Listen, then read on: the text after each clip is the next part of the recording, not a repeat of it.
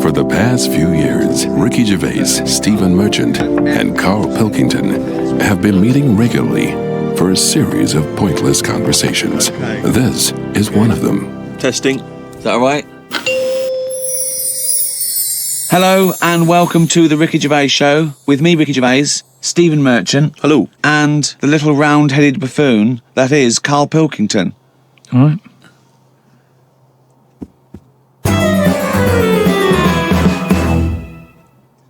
Now, you probably know me from such works as The Office and Extras, Stephen being my co-writer and co-director on those things. For those people who are not so aware of Carl Pilkington, he was our producer, sort of given to us when we first started on XFM. And you're thinking, well, why are we doing a podcast? It's because I like to be in a room with Carl Pilkington. You know, like some people go and help sort of chimps. Do they? Yeah. Well, they go to the jungles and things. Help out little sort of endangered Diane species. Fossey or whatever. Exactly. You're very much the Diane Fossey of the Manchester scene. Of the little bald mank world. And Carl Pilkington is an ongoing experiment for me because I've seen him blossom from an idiot into an imbecile. And I want to see it through. Look at the way he's looking at us. Look at that. He's got a perfectly round head. And that's why I'm doing this podcast. Carl, what do you think about all this? It's just, I mean, we are living in that sort of era now, aren't we? That you need to be able to listen to stuff on demand when you want it and stuff. I know you're not a fan of the iPod in general, are you? Or any of the MP3 things? You're concerned? I'm warming to it, but This is what's amazing about Carl. Even though he's talking about things like MP3 players, computers, iPods, he sounds like he was found in a glacier and thawed out. Do you know what I mean? And sort of taught to speak. We're a couple of high school guys who found him, and we're trying to ingratiate him in the gang, trying to pass him off with someone from the modern day. But my thing with iPods is, now, do we need them? Do you know what I mean? We're living in that era now where we have invented most of the stuff that we need, and now we're just messing about. They said that in 1900. Someone actually said everything that's to be invented has already been invented. They said that in 1900. And how wrong were they? No, but what came out? At what point? What was invented in that year where they went, right, that's it now? The 20th century. Think what happened in the 20th century. Go on. Well, planes. Yeah, but is that a good thing? Planes and that. Do you need a plane, really? Wouldn't it have been better if we all stuck where we should be instead of travelling about? War. Well, look, war's happening, isn't it? Because everyone's saying, well, now we can fly, we'll go over there. So there were no wars prior to the invention of the aeroplane? Not like there is today. Right. But what I'm saying is, the world's got smaller on it. Everyone's saying that, right? Yeah. The way I was saying to you the other day, we now go to places where we shouldn't go. People go on holiday to places where you've got to have an injection before you go there. Yeah. Forget it then. That's a warning. Don't go there. I'm with you on that. I don't want to enter a country where I have to have an injection to stop me from dying while I'm in that country. Right, I totally agree with you on that. So what happened is, they invented the plane and it's like, oh, let's go on holiday. And then they go, oh, die now. Oh, well, you've got to invent something. Let's invent an injection. And then it's like, right, well, what else do we need to go to that place? There's a lot of faffing. So what I'm saying is... Is that a place? A lot of faffing? What I'm saying is, Steve's travelled more than I have. You've been to, like, dangerous places. I've been to places where you need injections, yeah. Yeah, but why? Because it's fascinating, isn't it? Don't you not believe in that idea of travel broadens the mind? It makes you experience other ways of life, other ways of thinking. It just enriches you as a human being. That's the whole reason people go travelling. Well, since the invention of the telly, you don't have to go that far to see it. You're absolutely right. So there you go then. The telly was the 20th century, wasn't it? Yeah, it's pretty good. So where would you stop then? You'd stop making stuff now? Stop inventing stuff right now? If we're going to invent something, right, forget like the traditional way of people having kids, right? The way they, have it away in that. What do you mean? What do you mean? No, like the way that, we have kids and stuff.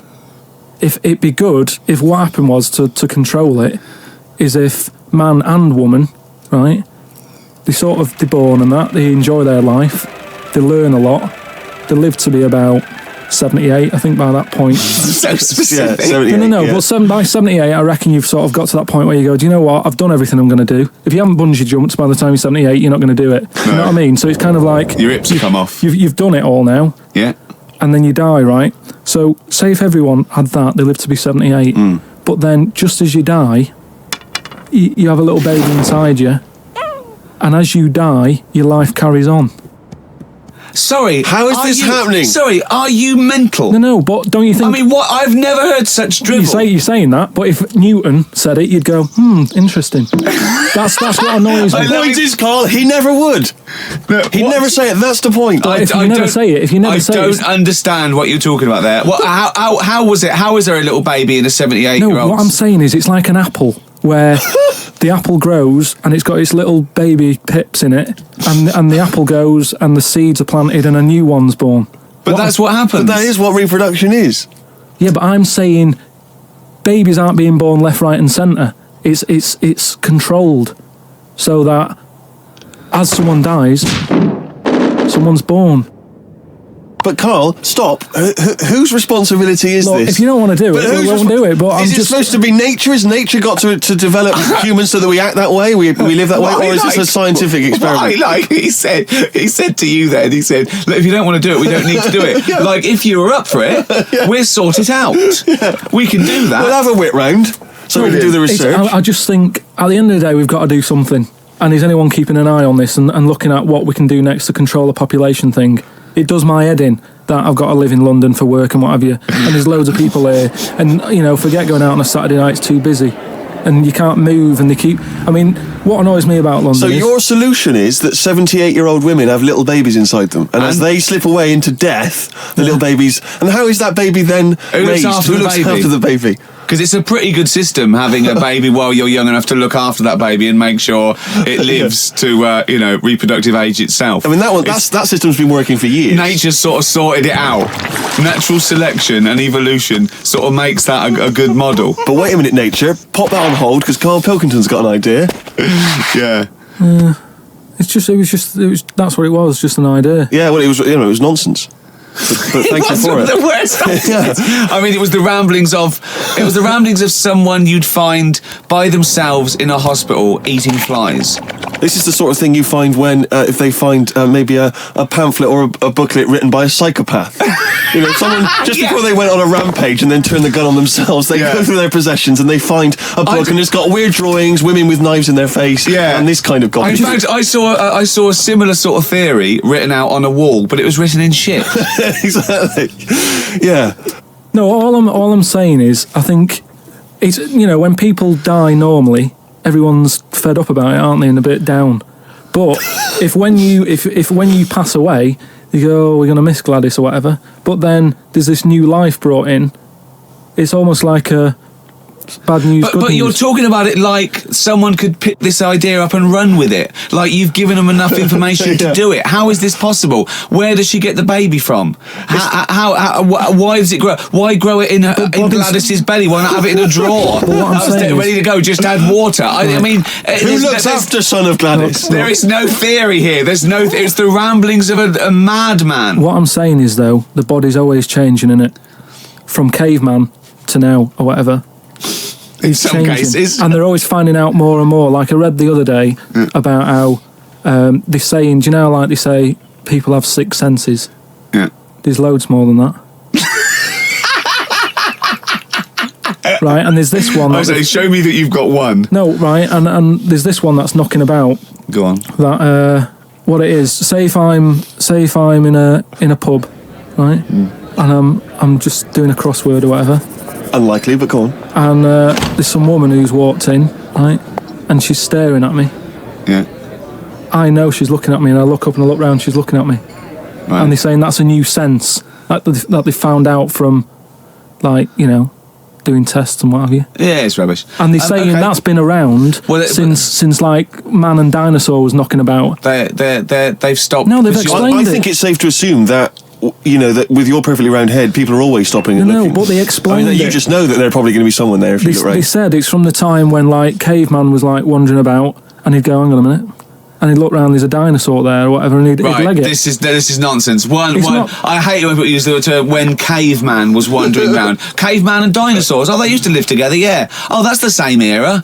Yeah. What have you been watching? Raquel Welch. What do you mean? Well, what do you mean caveman wandering, knocking around with a dinosaur? You know the Flintstones is only partly based on fact. Dinosaurs and man did not coexist. The dinosaurs had long gone before man arrived. Extinct. Kaput. You don't believe us? What, you don't believe because you've seen... Because you saw that film where they took pictures of lizards and magnified them and put them next to men in films so they looked like they were fighting. Yeah. No, but why couldn't that have happened? What is the film with Raquel Welch? A Million Years 10 BC. Million Years BC or something. A Million Years BC. Brilliant. Yeah. Yeah. No, but She had a sort of woolly mammoth bikini. Fact. But why wasn't the dinosaurs back then just like how we have dogs now, in a way? He's watching the Flintstones. He's watching the Flintstones. He's thinking of the Flintstones. Yeah. That's what he's when thinking. When he puts out the saber-toothed tiger. Yeah, and then yeah. Dino And he mixes his concrete in a pelican. I just think that there must have been a crossover point. Why? Why did you say that? Why do you think there must have been There a must crossover have point? been. Because if nothing was knocking about at any point, how did anything carry on? I know. Exactly. Why didn't Hitler meet Nero? It's weird, isn't it? There must have been a crossover. They must have met somewhere. They must have met at a party somewhere. They mixed in similar circles. Yeah. They must have bumped into... I can't believe it. Forget it. Oh. Well, now time for one of our regular features. Monkey News. Do the jingle. Oh, chimpanzee that monkey news. What we're doing here is just giving you a bit of monkey news that's gone on, right? Where a monkey's been involved in it. Good little story in that. Yeah. Are you familiar with the one that went into space? The first sort of thing they ever sent up there before man did it and all that. You see, this is what annoys me with it really. Armstrong gets all the glory, but do you know who went up there before him? A monkey. Yeah. And what happened is they taught it what buttons to hit at the time that it needed to hit them, and the way they did this was like give it bananas. It was like hit the red button, and it hit the red button, they'd give it a banana. Right. And they go, right, reverse is the green one, hit the green one, and then they do that and go, there's a banana. And then they go, right, hit reverse, and it go and get a banana. Hit the red, so it was taking commands on like headphones. Right, but how were they Is giving it that the how you banana? learn to do radio? How were they giving it the banana? What do you mean? No, Well- this is before it went. You wouldn't just go and put a monkey in it and go, there you go, get on with it. They'd sort of put him in one of them capsules that you get, Yeah. and they were on headphones. I don't believe this happened. Well, I'm telling you the story now. So the monkey I don't think they trained it to do anything. I think they sent it up there and he put electrodes coming out of it to see what it wasn't any of that. They did a thing like they do, like they can with animals. If you give something, like a treat, you can teach it how to do it. It's just like a dog, isn't it? It's called Pavlovian conditioning. However, that was to see if it would salivate or go over to a particular corner, not if it could control a spacecraft. Next one up. It's the next one up. As far as the monkey's not sat there going, oh, I'm a bit under pressure here, it's a rocket. All that's knowing is, I'm getting a banana if I hit that button. That's all the monkey's thinking about. They wouldn't put billions of whatever. space But dollars. how can they be sure that it's going to press the button at the right moment? Because he's got headphones on. It's not like willy-nilly. It's not just like pop it in there and Willy-nilly, see. who's that? What's to stop it from just hitting it any old time? Because it's a monkey and it's not a human. Because he's trained now. But It's trained. It's fully trained. Yeah, go So on. what happened is, anyway, Oh, this is absolute rubbish. they pop the monkey in there. Yeah. He's got his headphones on. They're going, right, hit the green one. And I think there's something there that a little banana comes out to keep the same. No, you're making this up. I'm not. It's the same. There's no way that they made a Right, so spacecraft they can- that had a banana dispenser. Right, There's so- no way in this world that they made a spacecraft that could go into outer space, right? So what- so manned you're- by a monkey with a banana dispenser. So you're saying that it's easy to send something up to space, but you don't believe there's a little banana machine? Right, okay, So it comes to the launch day. Monkeys sat in there. Everyone's ready. Bananas are stocked up and all the rest of it. They go, right, hit the green button. Right, and the rocket goes off and what have you. No, they would not make the monkey launch the rocket. Carl, you are living in a cartoon world. So the rocket goes off, right? This is absolute bollocks. It's all going well. I mean, I don't know It's where you're all- going to... It's not going well. There's no way a monkey launched a rocket. There is no way a monkey launched a rocket, so you idiot. It's all going on. So they're going, hit the left button, and it goes a little bit left. Left button! Right, well-known spacecraft command. This is Houston, hit the left button. Oh, brilliant. This is what happened in Apollo 13. Hit the left button. So it goes left. Yeah, it goes left. So it goes left, and it's going away. Left! It goes left! Yeah. No, the moon. You're going right. It goes for the moon. Everything's going well. Right. They get up there, but it does whatever it does. It reverse. It comes back. Right. So then honestly, you are brain dead. So you are one of the most stupid people. That I would rather have the monkey drive me home than you. So the thing is, so it lands back. It does a good job and everything. It gets out. And It's sick of bananas. This is where it turns a bit sad, because after it's done that mission, right? Because it happened and it was all safe and everything, the next one would have been to send man. Right. So the monkey enjoyed it, and it was like, well, I want to do it again, right? But they were like, so how did they know that? How did they know? Just the way it looked and what have you. It was like, fuck off! Just the way it looked. You are a maniac. So the thing is, though, right? So after it had done that, it was on such a high, right? Yeah. It could never get that high again. Turned to drugs. There was nothing that it could do. Went on tour, did it? It sort of ended up killing itself.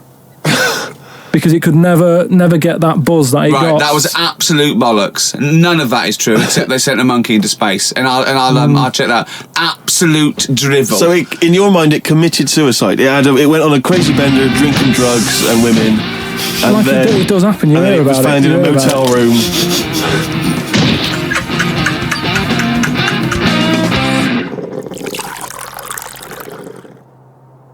I met Derek Akora the other week. Oh yeah. Right. Now, who's he? Which one's he? He's Is he a medium? He can contact the dead. Is that right? he just chats to him and that, passes messages on. Nice of him. So I said, "Oh, tell us something a bit weird and that." So he said, "What do you want to know?" I said, "Just something weird." So he goes, "All right then." He said, "Here's one for you, right?" And he said, "There's this pub out in the country," and he said, "There's this mug. Do you know those old mugs that they have, where they used to like leave their own cup knocking Like a about, didn't tankard. they? Oh yeah. Tankard thing." Yeah. So there was one of them mugs in there, right? And everybody Tankard. Let's use tankard if we've established a that's the word. tankard, yeah. Because you're the only mug in this story. Right. Believing it all. High five. Great. So this tankard's knocking about, right? And everyone who's running the pub keeps going, "Oh, I wish they'd stop leaving this tankard about," right? And they pick it up. It must be a pain having a tiny small tankard in a pub. That must be a real grind. So every time they sort of picked it up and went, "We'll have to wash that," and they popped it on a different sideboard. Next thing you know, that person who's touched it died, right? Sure. So They must have been getting through bar staff. so they kept getting a new staff and that. And they were like, "Oh, what's the connection here?" Right? What's the connection here? Oh God. So they get a vicar in Of course they do. and they go, "Look, there's a lot of weird stuff going on here. This tankard, every time someone touches it, they die." So he said, "Leave it with me." He gets his special water out and what have you. He comes round, does a little prayer, sprinkles it. He goes, "Right, not a problem, don't worry about it."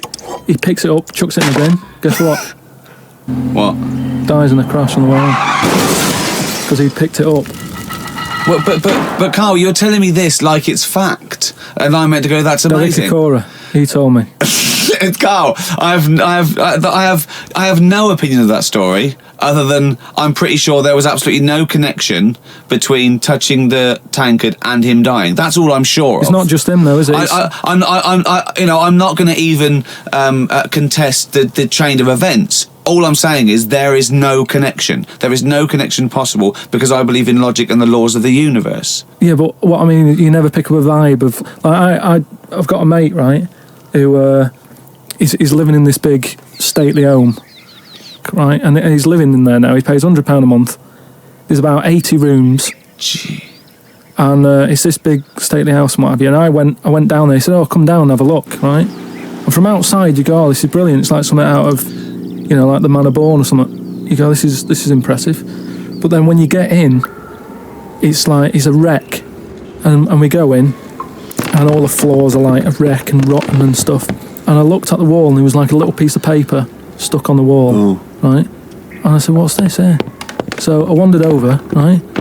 Got right up close to it, and somebody had roted. Somebody had roted. Oh, Somebody had roted. Right, go on. So there's a little sign there, right? And I go up to it, and it says flies, right, with an arrow. Flies this way, Yep. right? I think that's a bit weird. So I follow the arrow, right, which goes to this corner where there's a shelf, about 3,000 dead flies on it.